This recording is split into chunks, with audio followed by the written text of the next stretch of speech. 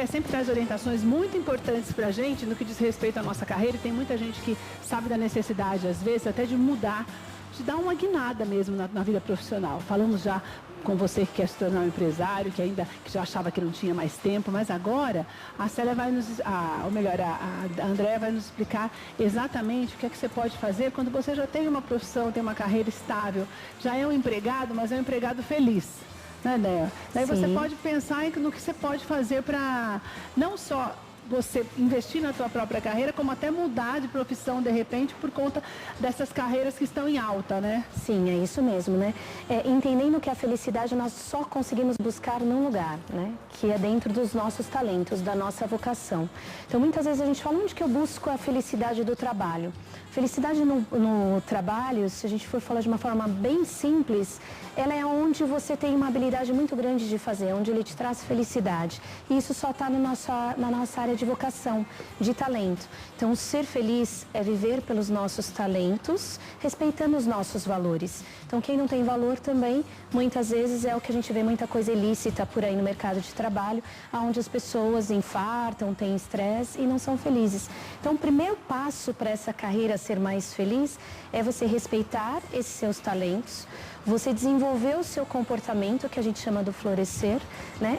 E você se permitir a isso, né? Você respeitar os seus valores. Agora, André, eu tenho uma dúvida. Nós temos visto pesquisas, uma última pesquisa foi feita em mais de 12 países, falando da necessidade até de uma readequação no que diz respeito a horários de trabalho, ou seja, para que os trabalhadores tenham mais liberdade para trabalhar. Você acha que aqui no Brasil também pega? Não só pega, como já está pegando. Já está pegando. Hoje é o nosso mercado de trabalho informal, o que a gente está chamando de prestadores de serviço, trabalhos por demanda, contratos por prazo determinado, estão muito maiores do que o número de carteira assinada CLT. Então isso é tendencioso, realmente começou a nível de Estados Unidos, Europa, Ásia e chegou no Brasil. Então, quando nós falamos, por exemplo, de 17 milhões de desempregados, se contar com os dos desalento 21 milhões, isso não é real, Keila. Porque não está sendo considerado nessa pesquisa, eles só pegam o que é CLT. E hoje o mercado informal de empreendedorismo e de prestadores de serviços, inclusive os pequenos prestadores, só tem aumentado. Então essa pesquisa, quando eles falam, e é uma tendência que, na minha opinião, não volta. Né? É muito mais agora você trabalhar com essa flexibilidade, então você trabalha por um resultado, do que você ter a sua carteira assinada como era antigamente. Mas aí, por exemplo, essas pessoas que têm a carteira assinada como era antigamente, as empresas às quais elas prestam serviço, vamos dizer assim, como CLT, elas podem manter este benefício para algumas pessoas consideram a estabilidade que uma contratação faz melhor do que você ter muitas vezes ter um salário um pouquinho maior, mas de uma maneira mais livre. As empresas que mantiverem os funcionários dessa maneira, elas também vão ter que se readequar no que diz respeito a dar mais liberdade para o funcionário não estar necessariamente no ambiente de trabalho para cumprir as suas metas. Você acha que vai mudar até com essas pessoas que continuam no trabalho estável? É que essas que estão nesse trabalho mais estável CLT, pelo menos o que eu venho acompanhando, estão mais em atividades repetitivas e operacionais.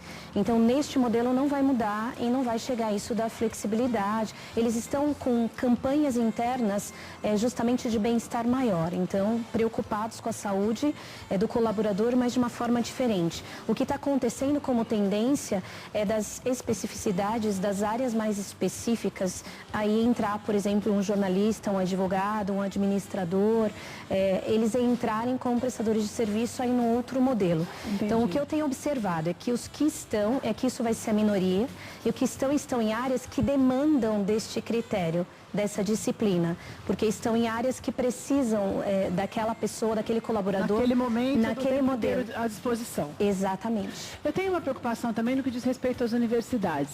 Claro que a gente sempre fala sobre isso, que as universidades não dão o conhecimento necessário da prática para se exercer a profissão da melhor maneira possível. Mas você acha que vai ser necessário também alguma readequação no ensino profissionalizante e nas universidades para que essa modernidade também já seja inserida na sala de aula?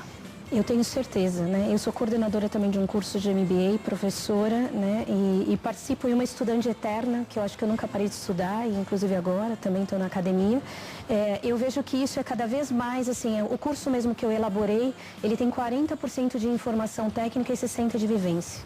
Mas aí como é que é um projetos. curso na vivência? Um curso na vivência, eu te dou o conhecimento, para eu te graduar, você me apresenta resultado. Então, a gente trabalha por projetos.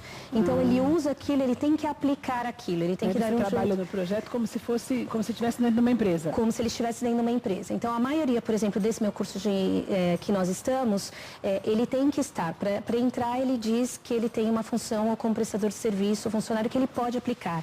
Um curso que eu estou fazendo, para você ver como é uma tendência, uma faculdade tradicional, que é a Universidade Presbiteriana Mackenzie. Também, para eu entrar, eu tive que certificar uma empresa.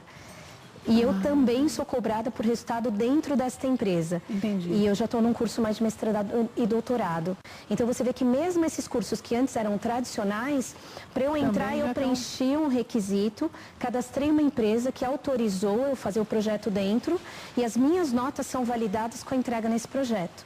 E outra coisa que eu tenho dúvida, a gente tem visto, graças a Deus, uma expectativa de vida cada vez maior. Ou seja, vamos viver mais, consequentemente, você vai ter que trabalhar mais, porque Sim. as pessoas com 50 anos hoje estão praticamente começando de novo. Sim. Existe mercado de trabalho para abrigar também essas pessoas? As profissões do futuro pensam nisso? As próximas gerações vão ter essa oportunidade? Porque a gente vê hoje é um número grande de desempregados. Na faixa etária anormal de trabalho. Por conta disso, muitas vezes os dados se esquecem daqueles que estão na casa dos 50 anos e que vão necessariamente, até por conta das mudanças da aposentadoria, das leis trabalhistas, vão ter que continuar trabalhando. Existe mercado para todo mundo, Andréa? Pois eu vou te dizer que as últimas estatísticas pontuam que cresceu muita oportunidade para essa geração. Hoje o maior índice de desempregado que a gente tem está no jovem. Está entre 19 e 25, 26 anos. Por quê, hein, Andréa? Porque por um traço da geração. Justamente eles quererem essa flexibilidade, não quererem se comprometer por uma demanda de entrega, por critérios, a hierarquia eles não aceitam também. Então está um traço de uma geração que digamos, o mercado de trabalho está tendo um pouco de dificuldade de entendê-los. Então hoje está uma geração que realmente eles hoje abrigam um maior número de desempregados. Com isso, aumentou esses gestores e diretores nesta área entre 50 e 65 anos, eles trazendo a moderação. Então, eles contratam e eles trazem essa vivência, porque essa geração nova é a geração do conhecimento. Essa geração um pouco mais na frente, mais madura, ela não está tanto com esse mais pique de estar na academia, de estar estudando, só que eles têm uma vivência que o jovem não tem. Então, as empresas estão vendo a necessidade de juntar essas duas coisas. Entendi. Eu trago a maturidade comportamental desta pessoa, a responsabilidade com a inovação do jovem. É perfeito, é isso. E está dando um casamento muito bom nas empresas, isso. Os profissionais te ensinam a caminhar corretamente para você atingir os seus objetivos. Mas a sabedoria ela tem que vir do Senhor. Você tem que ter discernimento. Não é o que pode, o que não pode. Existem coisas que você tem que entender que podem. É como a Bíblia fala, todas as coisas são lícitas, mas nem todas convêm. Ninguém está dizendo que é errado você ficar catando lá o Pokémon, sei lá o que, tem vários tipos de jogos Sim. hoje. Mas você precisa ter o bom senso de não misturar o teu trabalho com algo que é todo mundo faz, mas não é porque todo mundo faz que está certo. Nós vivemos num tempo onde todo mundo faz errado e porque todo mundo está fazendo igual, você quando faz certo parece que você é um ET. É melhor você ter um ET com emprego garantido, né, Déia? Certo, perfeito. É um absurdo isso, né? Então existe esse risco que você falou. Muito. E com esse traço dessa geração, eles estão querendo ter uma autonomia, uma liberdade, meio na libertinagem, como você disse. Né? E não é isso que propõe essa reforma. É onde você trabalha por essa entrega, por esse resultado, mas você está comprometido, é responsável tanto pelos resultados quanto pela entrega, e isso vai aferir outras pessoas que estão à sua volta. Então, o momento que você, de repente, estiver disperso ou não entregar, outros serão comprometidos e lesados, né? Na verdade, o que não se pode fazer é que, assim, você está falando isso, eu estou me lembrando, quando você tem essa... Era como nos Estados Unidos, quando foi lançado aquele negócio de você dormir depois do almoço. Sim. Que era uma coisa natural que as pessoas aqui achavam um absurdo, mas não, a pessoa ia lá, ela sabia que era dormir meia hora, ia levantar e ia voltar a trabalhar. Sim. E é você estabelecer o seu próprio limite para entender que o fato de você estar trabalhando em casa não significa que você não tenha que trabalhar. Ah, não, hoje eu não vou trabalhar porque eu não quero. Porque você precisa apresentar resultados, não é isso que as pessoas não entendem. Tanto que para essa geração nova, estão surgindo novas profissões extremamente bem remuneradas, que antigamente a gente nem sonhava, operadores de drone. Tá vendo? Você tá vendo? Eu nunca imaginei que quando eu fosse ver, em uma das 10 mais bem remuneradas, benquistas, eram os operadores de drone. Isso é uma pesquisa recente, né? Então, estão vindo novas profissões, de repente, para abraçar. Analista de mídia também, que analista de mídia, das empresas, de marketing digital, se a gente pensar agora o data science, big data, inteligência artificial, estatísticos. Né? Não se falavam mais dos estatísticos, uma das profissões hoje mais bem remuneradas para os próximos 10 anos. Ele faz estatísticas que vai para o banco de dados, então ele levanta dados para você tomar melhor a sua decisão. Então, por exemplo, você contrata ele, um estatístico para a sua empresa, apresenta para ele a planilha de como foi esse ano. Não, mas não é só do ano, não é, você não precisa apresentar a planilha, ele trabalha na tendência, então ele vai te dar... Olha, esse ano eu atingi esse objetivo, mas ano que vem eu queria, sei lá, algo completamente diferente. Ele faz os cálculos para saber se isso é viável ou não? Cálculos, sim, mas ele também pode, além de cálculos, sim, uma das áreas dos estatísticos, mas ele pode gerar projeções futuras em cima de tendência. Então ele fala, olha, você vira assim para mim e fala assim, daí o que vai acontecer daqui 10 anos com o jornalismo, com os apresentadores? Esses dias eu estava dando uma entrevista e os operadores de câmeras quase morreram. Eu falei, olha meninos, cuidado, estão dizendo que em 5, 7 anos vocês não vão existir mais. E aí, o que vamos fazer?